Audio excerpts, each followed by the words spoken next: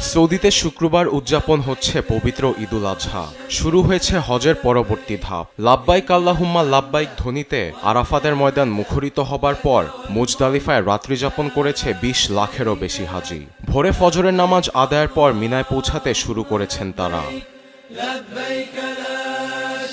হজের নিয়ম অনুযায়ী মুজদালিফা থেকে ৬০টি কঙ্কর সংগ্রহ করেছেন হাজিরা। মিনায় পৌঁছানোর পর জামারাতে শয়তানকে পাথর নিক্ষেপ করাও শুরু হয়েছে। হজরত ইব্রাহিম আলাইসাল্লাম শিশুপুত্র ইসমাইল আলাইসাল্লামকে আল্লাহর নির্দেশে কুরবানি দিতে গেলে শয়তানের প্ররোচনা থেকে বাঁচতে পাথর নিক্ষেপ করেন। এই দৃশ্যটি যেন তারই এক প্রতীক।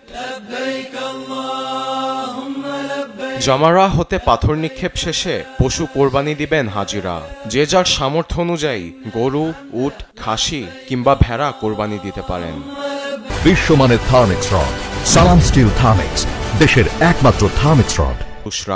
ধর্মীয় বিধান অনুযায়ী সব চুল যাতে সমপরিমাণ হয় এদিকে খেয়াল রাখতে হবে হাজিদের। আবার নারীদের জন্য চুলের একটি নির্দিষ্ট অংশ কাটতে হবে। এরপর মক্কা নগরীতে ফিরে কাবা শরীফ বাধ্যতামূলকভাবে তাওয়াফ করতে হবে হাজিদের। এটি তাওয়াফ আল ইফাদা বা হজের প্রধান তাওয়াফ হিসেবে গণ্য করা হয়।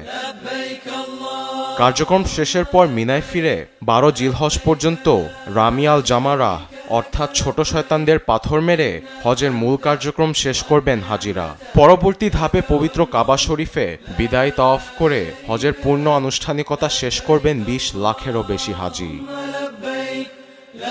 আরবিদ আফসার, নিউজ ডেস্ক, দেশ টিভি।